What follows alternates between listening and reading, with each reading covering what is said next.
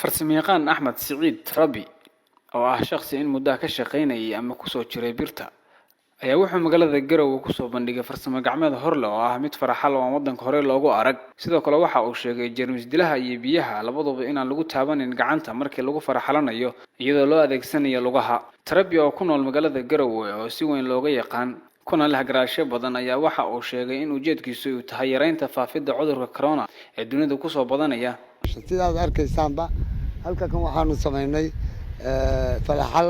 lagu falaxasho adigoo aan biyihii birtii iyo biyihii aadan ku taabanin wax kale adigoon taaban shaambadii iyo biyihiiba aad ku falaxalanaysid taas oo aanu ka tix qaadanay caafimaadka adduunku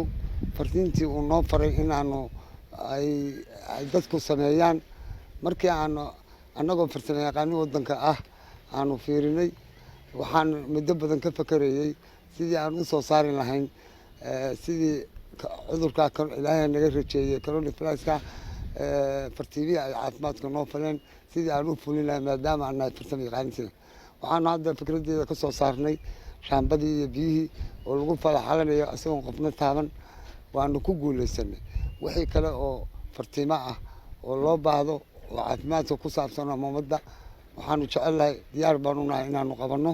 iyo wixii lamidaba Rabi oo ku sugan mid ka mid ah goobihiisa shaqo oo ku soo bandhigaya farsamadan ayaa waxa goobta ku sugnaa dad fara badan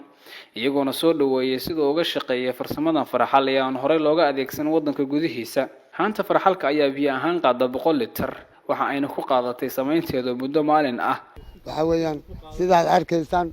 wuxuu qaadaa 100 litir oo biyo ah shaambadiina waa tan markii aad marka adigoo aan u dhigan biyihiina taasay kugu shaqeynayaan adigoo aan wax kala taabanin marka sidaas ayaan baa ugu shaqaysanaysaa ayaa iskaga nadiifinaysaa adigoo meel kala taaban biyihiina waa kuwa saasay kugu baxo yaa darteed waa fartiimihii iyo baaqii ayna fareen bahda caafimaadka adduunku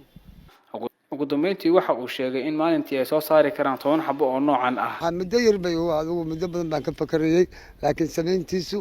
adigu muddo gaaban bay igu qaadatay 1 days inaan ku sameeyo ayay igu qaadatay farsamadeeda aan ku kalsoonahay in allaala intii la doono inaan soo saari karo kumayaal baanu samayn karnaa marka 1 day oo tii ugu horeysay markaan xabad ku soo saarnay waxaa laga yaabaa maalinteeda 10 xabo samayn karno ama 20 أحمد عبد محمود Universal TV Garowe